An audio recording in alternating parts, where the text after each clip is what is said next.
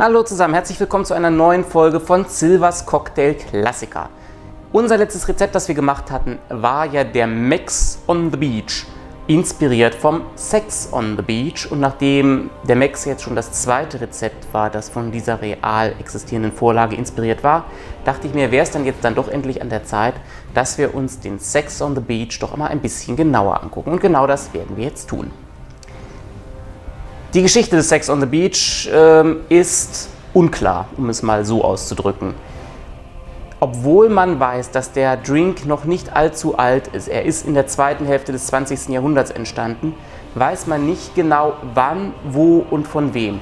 Es gibt verschiedene Geschichten, wie der Ursprung dieses Cocktails sein soll, die die Entstehung an verschiedenen Punkten in der Zeit und an verschiedenen Orten positionieren. Die einen sagen, es war irgendwann Ende der 60er Jahre, dass dieser Drink entstanden ist. Andere wiederum sagen, es war irgendwann in den frühen 80ern in Florida.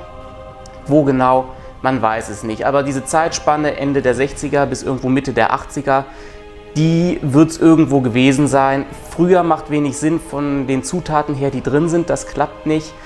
Und später, da war der Drink schon so bekannt, dass man davon ausgehen kann, dass er schon zu der Zeit durchaus ein Weilchen existiert hat. Also wie gesagt, irgendwas so späte 60er, Mitte der 80er, irgendwo dazwischen. Ich persönlich halte die späten 60er, frühen 70er durchaus für realistisch. Zu der Zeit sind einige Cocktails entstanden, die es auch heute noch gibt, aber die Originalrezepte wurden zu der Zeit in vielen Fällen nicht überliefert. Das passt zum Sex on the Beach. Von daher halte ich diese Theorie für relativ plausibel. Ob es stimmt, kann ich auch nicht sagen. Ja, da das Originalrezept nicht bekannt ist, ist der Sex on the Beach dann auch einer der Cocktails, von denen es in fast jeder Bar eine eigene Version gibt.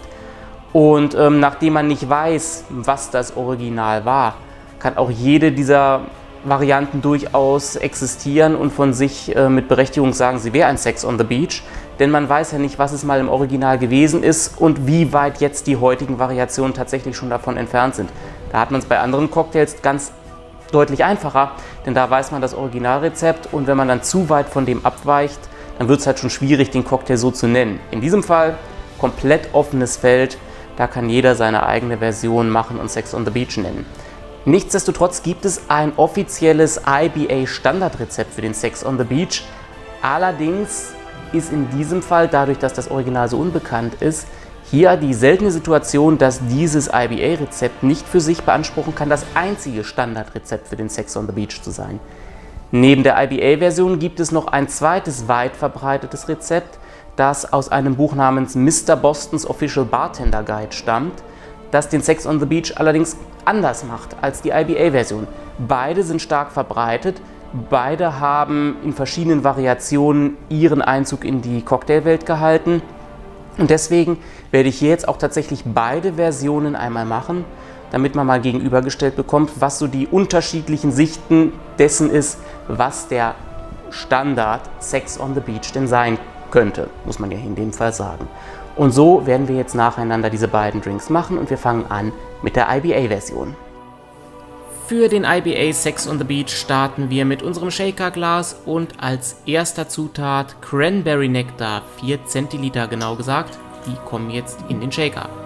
Ein zweiter Saft folgt auf dem Fuße, Orangensaft, ebenfalls 4 Zentiliter in den Shaker.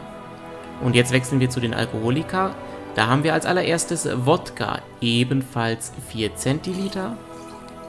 Und dann als zweite alkoholische und insgesamt letzte Zutat Pfirsichlikör, nur 2 Zentiliter. Nachdem jetzt alle Zutaten im Shaker sind, können wir das Ganze auf Eiswürfel geben und ordentlich durchschütteln, damit alles schön durchgekühlt und verdünnt wird. Wenn wir dann mit Shaken fertig sind, öffnen wir den Shaker. Na, jetzt aber. Lassen ihn ein kleines bisschen abtropfen und können uns dann das passende Glas für unseren Drink greifen. In diesem Fall ist das ein solches Long Drink Glas, das traditionelle Glas für einen Sex on the Beach. In dieses Glas auf frische Eiswürfel seihen wir den Drink dann ab. Ja, den letzten Schluck können wir auch noch mit reintun.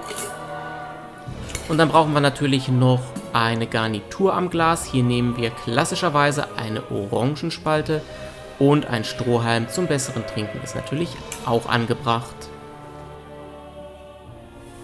Kommen wir jetzt zum Mr. Boston Sex on the Beach. Auch der beginnt mit unserem Shaker und als erster Zutat Cranberry Nektar, aber hier nur 1,5 Zentiliter davon. Ein zweiter Saft auch hier, allerdings dieses Mal Ananassaft. 3 Zentiliter davon kommen in den Shaker. Und auch hier gehen wir jetzt zu den Alkoholika über. Wir fangen an mit Midori, einem ursprünglich aus Japan stammenden Melonenlikör. 3 Zentiliter davon in unseren Shaker. Gefolgt von Chambord, einem französischen Beerenlikör. Auch davon kommen 3 Zentiliter in den Shaker.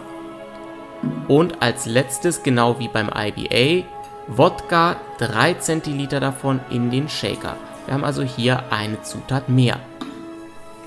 Der Rest des Prozederes ist jetzt genau wie bei der IBA-Version. Das Ganze kommt auf Eiswürfel und wird ordentlich durchgeschüttelt, damit auch hier alles schön verdünnt und abgekühlt wird.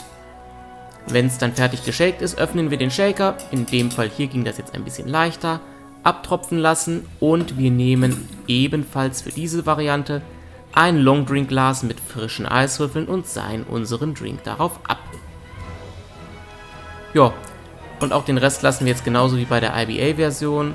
Wir nehmen eine Orangenspalte als Garnitur und tun noch einen Strohhalm in das Glas und damit haben wir dann auch die Mr. Boston-Variante. So, das ist die IBA-Version des Sex on the Beach und die Mr. Boston-Version des Sex on the Beach. Und da ich jetzt hier 2 Rezepte für denselben Drink habe, mache ich etwas, was ich sonst eher nicht mache. Ich mache jetzt mal einen direkten Geschmacksvergleich der beiden Varianten. Mal gucken, welche von den beiden Versionen mir besser schmeckt.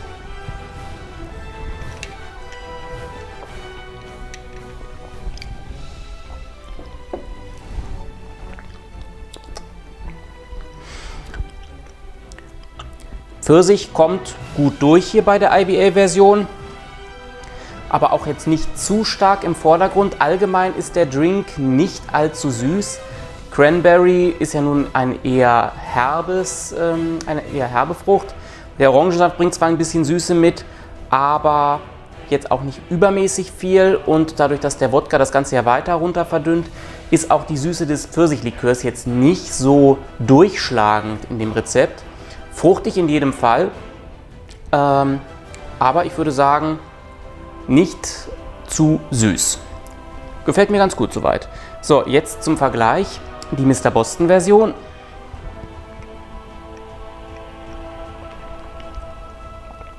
Ui. Erwartungsgemäß deutlich süßer. Ist ja auch deutlich mehr Likör mit drin. Der Ananassaft bringt Süße mit, Cranberry ist weniger. Man schmeckt die verschiedenen Liköre. Man hat das Melonenaroma vom Midori, das Beerenaroma vom Chambord, kommt alles durch.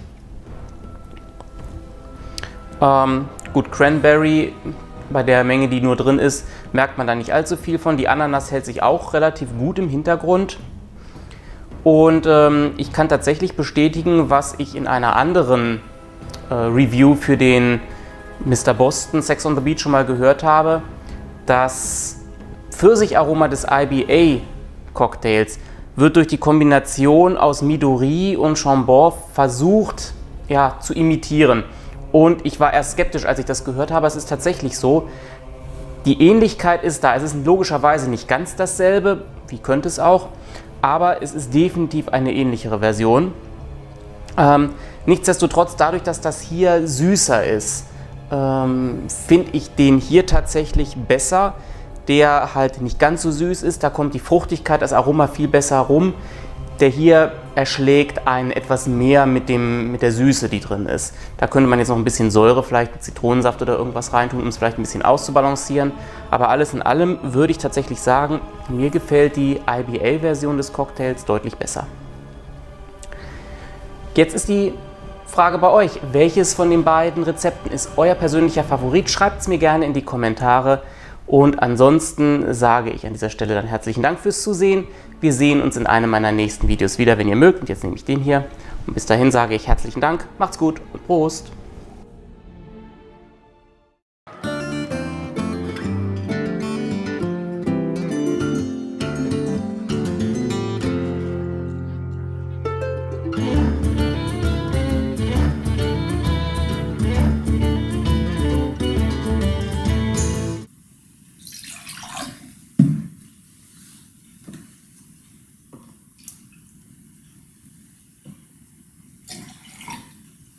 Da kann jeder seine eigene Version machen und Sex on the Beach nennen. Nichtsdestotrotz,